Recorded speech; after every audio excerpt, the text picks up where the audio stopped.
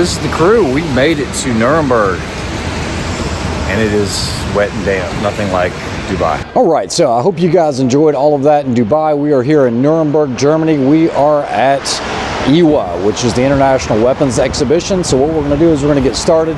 I'm actually here with Microtech and the entire gang. So what we're going to do is go inside, we're going to get set up, and we start the show tomorrow. We're going to do that, and then we'll show you an inside look of what all goes on in here. Think of it as a smaller type of SHOT Show, but it's a pretty large event. So let's get inside.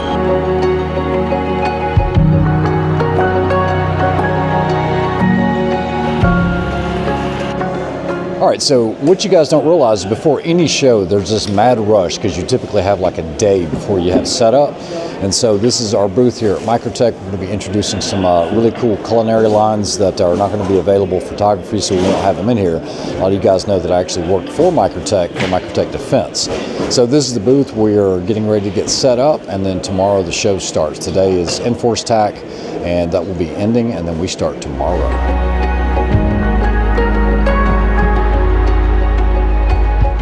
All right, so the booth is all set up, so let's go ahead and see what kind of trouble we can get into. What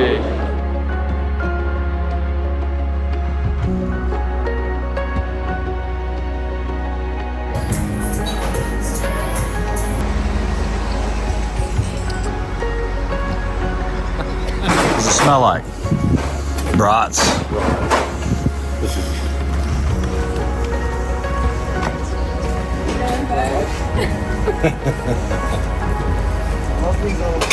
What'd you order, Rob? Cappuccino. Cappuccino with a nice, beautiful heart in there. I'm not a big coffee drinker, but when I tried, I had to add some sugar to it.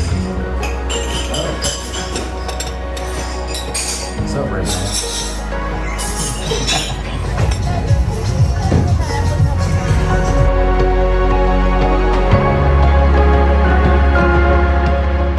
So it's day one of IWA. The good thing about Europe, you can dress up like a show dog. You don't look out of place.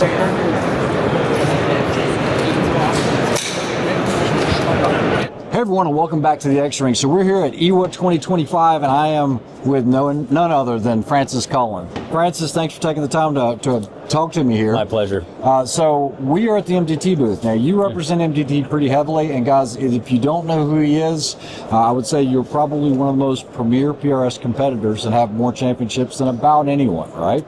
I do pretty well. Yeah, so if you guys don't know, when it comes to the AG Cup or any of that, Francis just has an unbelievable line of wins. You won in 2024, 2023, and he's just amazing to watch shooting. But what we're going to do is we're going to have Francis talk to us about some of the latest offerings from MDT.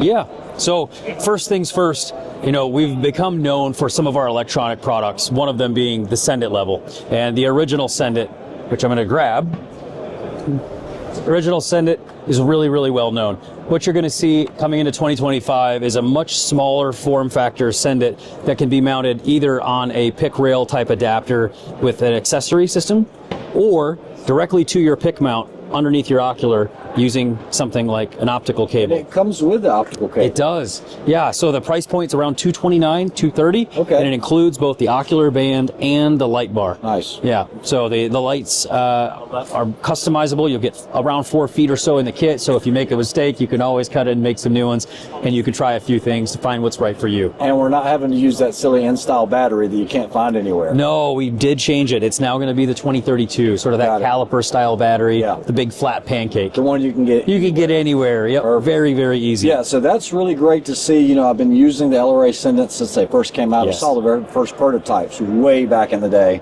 and been using them ever since. There's a lot of new companies coming on, so it's a welcome change to see this.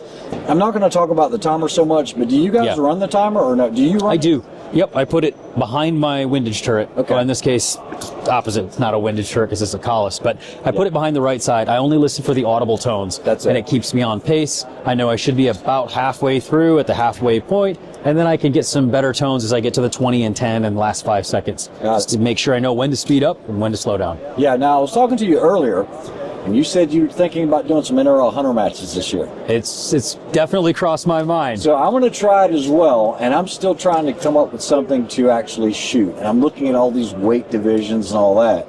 But you guys released some super lightweight bipods. Why don't you tell us about these? We absolutely did.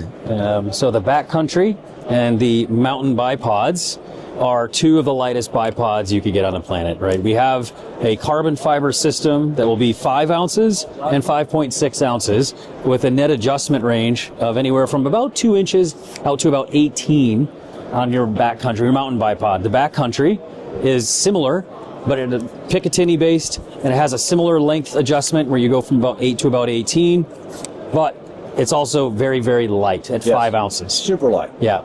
The advantage of going up from about a 350 to about a 450 bipod is that you end up also with splay, so we can pitch the bipod out with just a single button. We can go very narrow, very tall. It includes an arca head, and it's extremely light. Wow. So you won't notice this on your pack or in your rifle. If you need something for your next hunt, check these out. Okay, so do you think this would be a good option for NRL hunter, or do you think some of the lighter weight series like the double pull and triple pull? Where are you going to run? Well, we've tested the durability on these, and they are incredibly durable. Okay. So I probably would lean more towards the double pole, triple pole style setups when possible, mainly because of the amount that I shoot. I'm going to beat it up. I'm going to put it in rocks. If I were going on an antelope, an elk hunt, or something that's going to be high country, back country, where I want to go far or long, and it's more for occasional use, this will be the one I'm choosing every single time. But and 100%. You absolutely can use this in NRL Hunter. Awesome. Yep. Well, remind us of the price points again. We're at 350 and 450. 350 and 450. You think there'll be a triple pull on one of these? We'll see. We'll see. All right, I like that. Anything else new for 2025? The big one would be the LSS Gen 3.